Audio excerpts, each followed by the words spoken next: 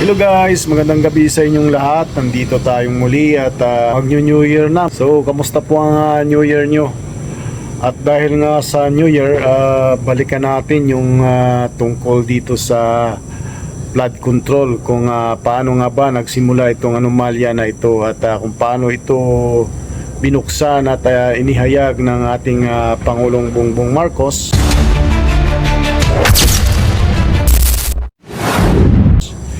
Bago ito kumalat at ngayon ay lumabas yung mga involved o nalaman kung sino-sino ang mga involved dito. So meron tayo ditong ibabahaging video. Balikan natin to para sa recap 2025 at yung mga nangyaring ito na ngayon ay marami ang nadamay at yung iba at may mga nagbuwis pa ng buhay.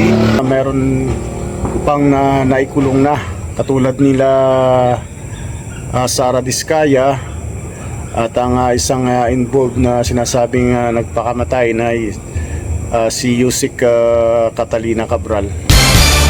Panoorin natin at sundan natin itong ibabahagi nating video na ito.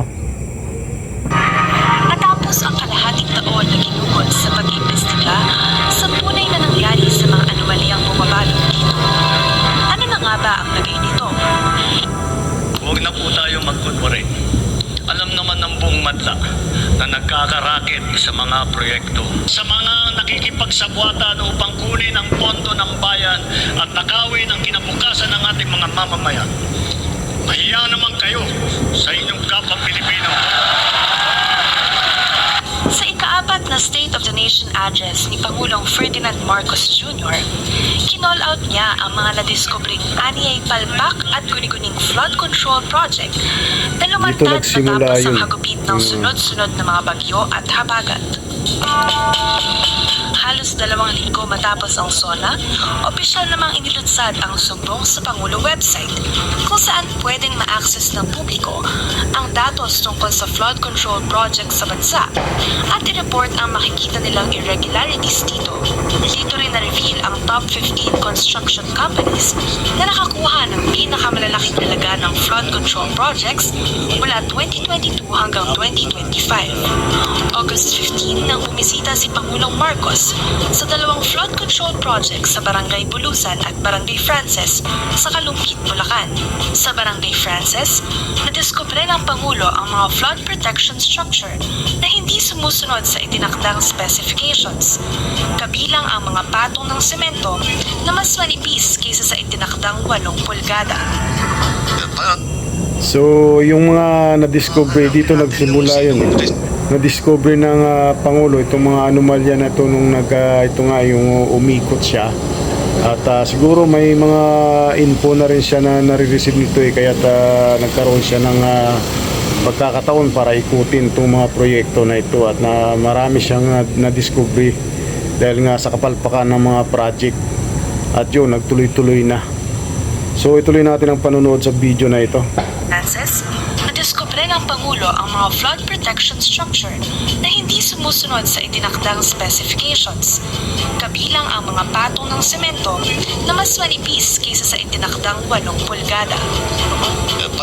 Hanapin natin yung sinong responsible dito sa gobyerno, sa private, at kailangan managot sila dito sa kanilang ginawa. Huwag sila managot sa akin, managot sila dito sa mga tao dito.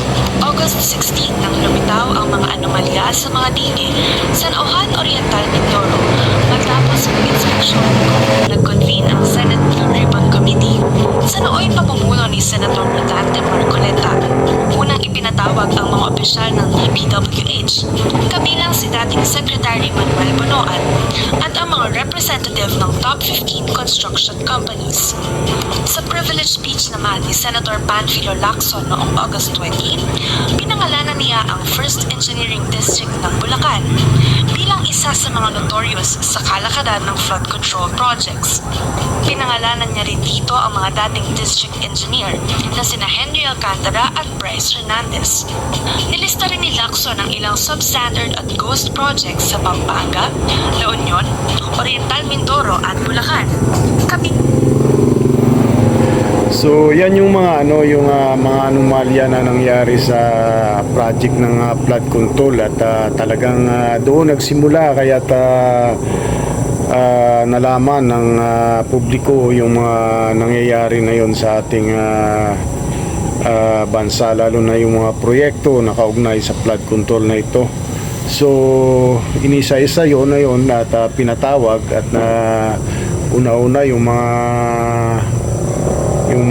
na-involved dito, ang ilang mga kongresista at yung mga engineers na nagsagawa ng mga proyekto na ito.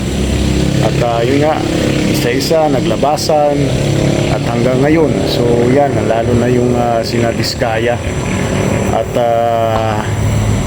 sa ngayon, kaya nais ko itong balikan kasi dahil sa nangyaring ito na kung saan ay binulgar ng Pangulong Bongbong Marcos yung anomalya na ito, ay tila nagkaroon ng pag-asa ang ating mga kababayan dahil tinupad ng ating Pangulo ang kanyang sinabi na talagang ilalabas niya lahat kung sino ang involved sa anomalya na ito.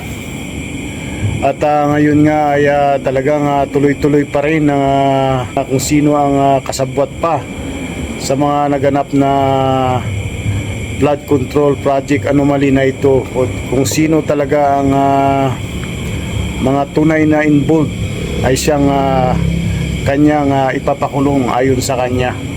So magtatapos na ang taong 2025 at may ilan na siyang napakulong at sana ay magkaroon na ng kalutasan ng problema na ito para naman na matuwa ang ating mga kababayan na talagang nag-aabang ng update tungkol sa mga pangyayari na ito sa ating bansa.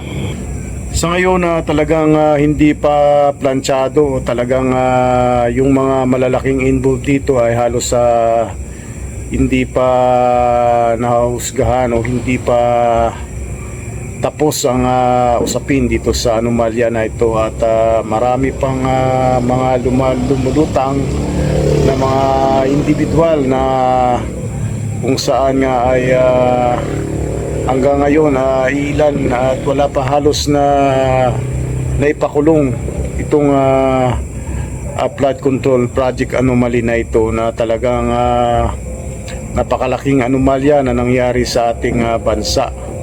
So sa mga nais pong magpahayag ng kanilang opinion o reaction, mag-comment lang dito sa comment section sa mismong video na ito.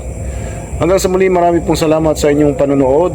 Mabuhay po kayo and Happy New Year po sa ating lahat. Mabuhay po kayo. God bless.